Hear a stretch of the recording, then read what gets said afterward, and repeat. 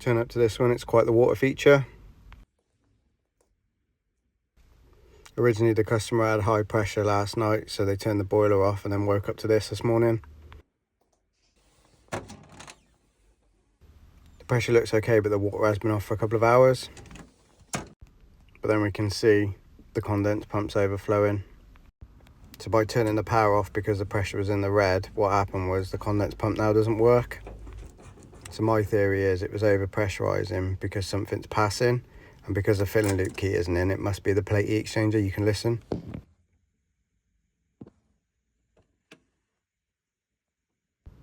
If you listen carefully, you can actually hear the plate passing. So although turning it off when the pressure's in the red's normally good practice, not in this respect. So you can see now the water's been on, the pressure's literally rose on its own. So we're going to change the PRV and the plate. Going to isolate the cold underneath, take the pressure off with the hot tap. Pull this connector down.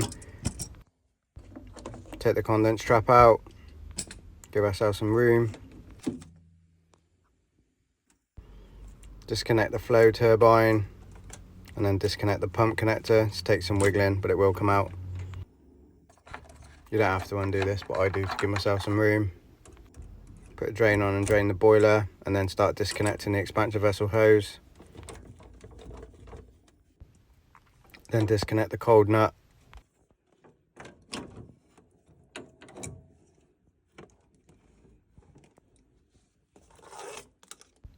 So that just proves the pressure gauge was working because it's on 0 now.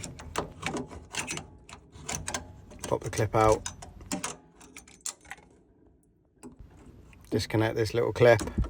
You've got to squeeze it together and then turn it. And then pull the fork out. Then we're going to spend the next 20 seconds wrestling with the pump. I've said it before and I'll say it again, nothing sticks better than a Worcester Bosch O-ring.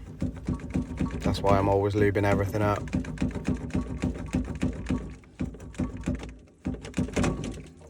And that's why I keep my waterproof bucket below to catch all the water. Because as much as you drain the boiler, there will always be some left. Well, we're going to move that out of the way. If you've seen my other videos, you'll know this is a little trick. Stick some blue roll down the side, because when you undo the plate, there's going to be some water in there too. Undo the 2 securing screws.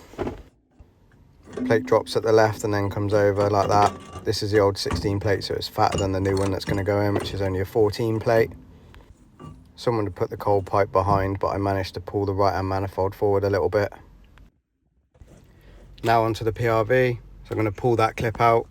It's a little bit too strong for my finger, so I'm just going to use a screwdriver to pull it out. Just disregard that, we're not going to reuse it. And then I use a screwdriver, a little bit like a crowbar, and just pop it out like that. That's the easiest way I've found to pop them out. You can see how rusty it's looking inside. That shows that the plate was passing. Constantly getting oxygenated water entering the heating system and then out the PRV. Then you stand back and look at the boiler and wonder where your cup of coffee is.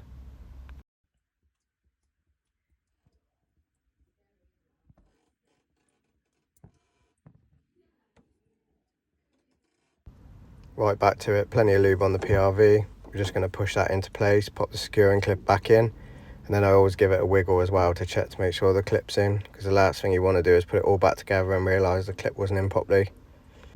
Fasten the screws back up for the plate, fasten the return manifold screw back in as well, because I undid that to prise it forward a little bit. Pop the clip back in, replacing the washers when necessary, lubing up the ones that don't. I did put a new flow adapter in as well, obviously. Put the heat exchanger retaining clip screw back on. Once you're happy everything's back in and tightened up, we're going to start filling.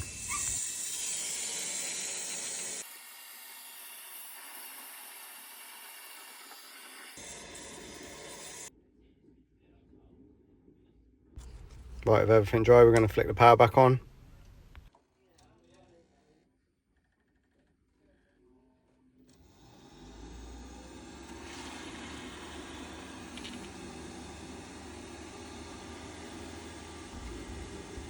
Green light means go. Downstairs is drying out as well. That's another one done, happy days.